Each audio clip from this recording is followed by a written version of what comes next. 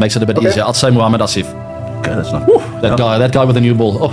And then in the summer of 2010 we played against Pakistan and Mohamed Asif was bowling this ball that sort of just wobbled a little bit. It was था जी वो तो ऐसा था कि वो मैं अगर सुबह उनसे मैच था तो वो रात को मेरी पक्की विकेट थी। मुझे पता था एक तो मेरी पक्की विकेट है, बाकी दो और करना है।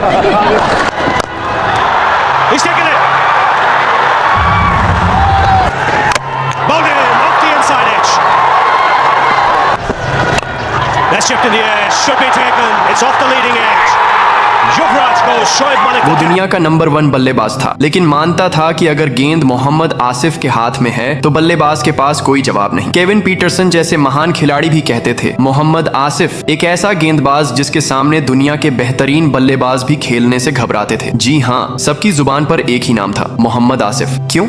क्योंकि वो गेंद को उंगलियों पर नचाने वाला जादूगर था। गेंद हाथ से निकलने के बाद भी उसके इशारों पर चलती थी। लोग उसे नया मैकग्रा कहते थे, नेक्स्ट बिग थिंग। लेकिन वही शख्स जिसके कदम आसमान की बुलंदियों को छू रहे थे, कुछ सालों बाद जमीन पर आ गिरा, क्योंकि मोहम्मद आसिफ अपनी सबसे बड़ी ताकत अपने आप पर काबू से महरूम था। आसिफ दिसंबर 1982 में शेखुपुरा के एक छोटे गांव में पैदा हुआ। साधारण घराना, किसान पिता, 4 भाई, आम देहाती जिंदगी थी। लेकिन आसिफ के दिल में क्रिकेट का जुनून पल रहा था। उस जमाने में पाकिस्तान क्रिकेट अपने चरम पर थी। वसीम अकरम, वकार यूनुस और शोएब अख्तर जैसे तेज गेंदबाज नौजवानों के हीरो थे। इसी तरह आसिफ भी ख्वाब देखता था कि एक दिन वो पाकिस्तान के लिए खेलेगा। फिर एक दिन किस्मत ने दरवाजा खटखटाया। आकिब जावेद की नजर उस पर पड़ी और वो आसिफ की प्रतिभा से प्रभावित हो गए। आसिफ ने फर्स्ट क्लास क्रिकेट में 2000 में डेब्यू किया।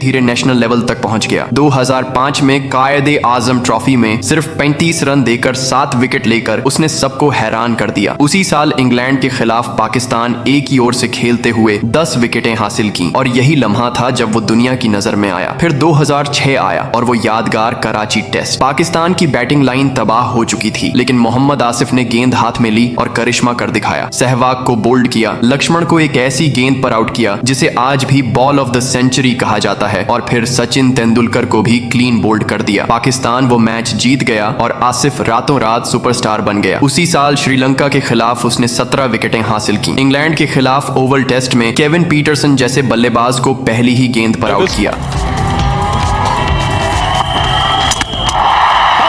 First ball, Mohamed Asif strikes. Kevin Pietersen, one of England's gun players, goes first ball. माहिर मानने लगे कि ये लड़का अगला लेजेंड बन सकता है। 2007 में साउथ अफ्रीका के खिलाफ 3 टेस्ट मैचों में 19 विकेट लेकर सबको हैरान कर दिया।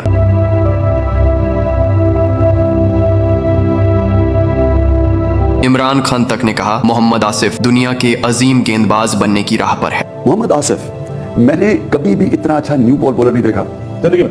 जो स्विंग बॉलर, स्विंग यानी एक रेस्ट एक्शन से अंदर लेट इन स्विंग और लेट आउट, मैंने किसी बॉलर को देखे। लेकिन आसिफ का असली इम्तिहान अब शुरू होना था। 2006 में ही उसका पहला डोप टेस्ट पॉजिटिव आया। 1 साल की पाबंदी लगी। ये वो लम्हा था जब उसके मुस्तकबिल पर पहला धब्बा लगा। लेकिन आसिफ ने इससे सबक नहीं सीखा। 2007 वर्ल्ड T20 में उसने भारत के खिलाफ शानदार बॉलिंग करके 4 विकेटें हासिल की।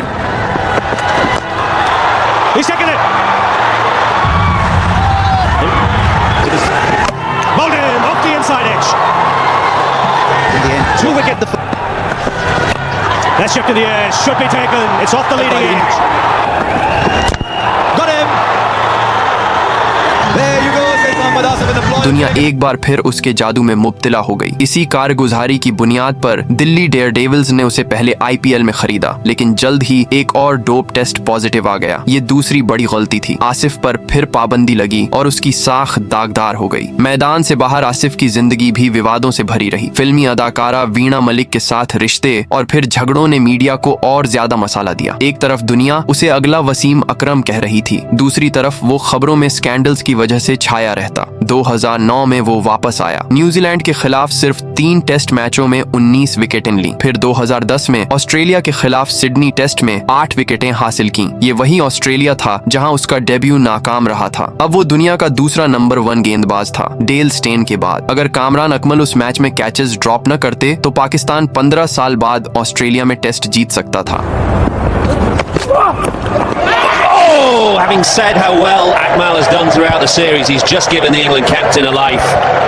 What a miss, and he knows it. लेकिन आसिफ को अपनी जिंदगी पर काबू नहीं था। वो अपने फैसलों का कैदी बन गया। अगस्त 2010 इंग्लैंड का दौरा। लंदन के लॉर्ड्स ग्राउंड पर वो दिन आया जिसने सब कुछ बदल दिया। नो बॉल्स, पैसे और एक staged sting operation. News of the world ने सब कुछ दुनिया के सामने रख दिया। मोहम्मद आसिफ, मोहम्मद आमिर और कप्तान सलमान बट तीनों पर 5 साल की पाबंदी लगी और ब्रिटेन की अदालत ने उन्हें जेल भी भेज दिया। सब कुछ खत्म। मोहम्मद आसिफ के पास सब कुछ था, टैलेंट, महारत, कामयाबी, लेकिन उसने एक ऐसा रास्ता चुना जो उसकी तबाही का सबब बन गया। वो जेल गया, फिर वापस आया, लेकिन न टीम ने उसे जगह दी और न अवाम ने उसे कबूल किया। आखिरकार उसने कहा, I apologise for my all actions that have brought disrespect to my beloved country. I feel very sorry. I accept the punishment from the ICC tribunal in 2011.